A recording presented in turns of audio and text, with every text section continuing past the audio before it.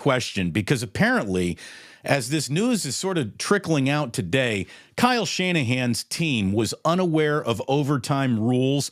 Arif Hassan in The Ringer said that the 49ers, well, he set this all up saying that the Kansas City Chiefs have been preparing for new overtime rules since training camp.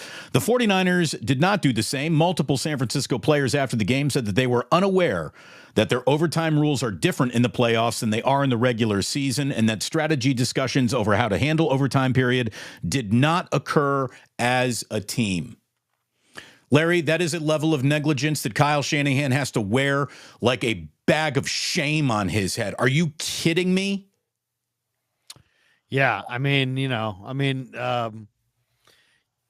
me wonder why, so I understand in a regular season deal with the old rules, why you would take the ball first. But I didn't understand in these current rules where you're going to get the ball either way, why you would want to go first if you won the coin toss. Wouldn't you want to go second? So you knew what you needed.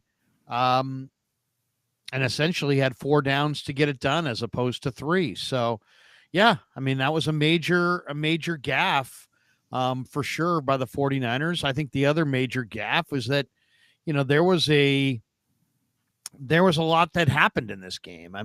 CMC fumbled. Trent Williams had back-to-back drive-killing penalties. Greenlaw went out with an Achilles injury. There was a punt return fumble. There was a missed PAT.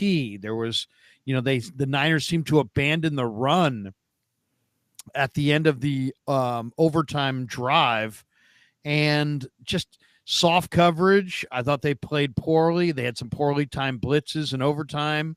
It was a team loss, but the one that's just so hard that haunts me is that the Niners had 1 rushing attempt in a 3-drive period in the second half of the game that resulted in 0 first downs against a team that has a very challenged run defense. So, that it was not a great performance by Shanahan, and you kind of wonder if how long this one sticks to him. Because the 49ers did a lot of good things. But you know what? The Chiefs did more good things. And yeah, you can sit there and say Mahomes is better and he played great down the stretch and he deserved the MVP.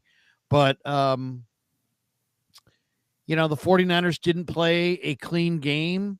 The Chiefs generated 9 season-high 9 unblocked pressures in the Super Bowl. All came on blitzes.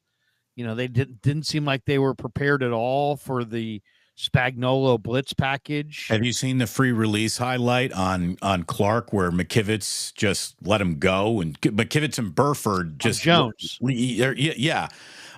just let him go, and Ayuk was literally by himself in the end zone. Yeah, if Purdy had a clean pocket, that's probably a touchdown 9.5 out of 10 times. Yeah. No, I saw Baldy highlight that one. I thought Trent McDuffie played an incredible game. He dominated the Niner wide receivers. And I'll tell you, if not Trent McDuffie having a penalty, the 49ers would have started their overtime period with a 3-and-out. Yeah. Had Trent McDuffie not got called with a holding penalty right there. So, when the Chiefs hand you opportunity and you do not take it, you're going to lose to them.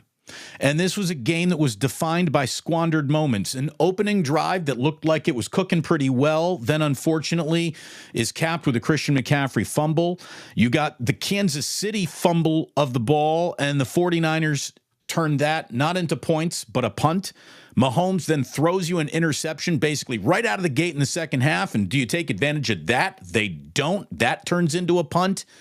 And this is in the, this is just these are things that can't happen in a Super Bowl, and they doubly can't happen when you're playing the Kansas City Chiefs, who got that champion's blood. The collective talent of just Patrick Mahomes, Travis Kelce, and Andy Reid, the 3 of them know more about winning than the entirety of the 49ers coaching staff and roster put together. We're talking over 70 human beings outweighed by the talent of 3. Add Steve Spagnuolo. How were the Chiefs the underdog in this game? It's I guess it's the Niners' credit that they were in it as much as they were, because they didn't come out and play well. The 49ers saved their worst football of the year for basically the playoffs, and that is going to sting. And I really mean it. I'm wondering, Larry, and you and I have spent an awful lot of time trying to explain some patience to people, that Rome does not get built in the day. Kyle is a good head coach, and he is. He's a good head coach. He can draw up a scheme. I wonder if he's a leader of men. You know, Steve Young talked about Super Bowls being ripped from bloody hands. Kyle's team doesn't do the ripping. The bloody hands that Super Bowls get ripped from are Kyle's. He is the possessor of the bloody hands, not the opponent. 2 10-point leads blown as a head coach. And, you know, you can't help but think a little about the Atlanta collapse that, again, he wasn't the head coach for. But that game was dotted with poor offensive decisions. This game gets dotted with poor offensive decisions and execution as well. And you can't have your best players making mistakes in the biggest game of the year. Trent Williams, we're looking at you. Christian McCaffrey, you had a very good game, but we're looking at you. Can't have that fumble there on that opening drive.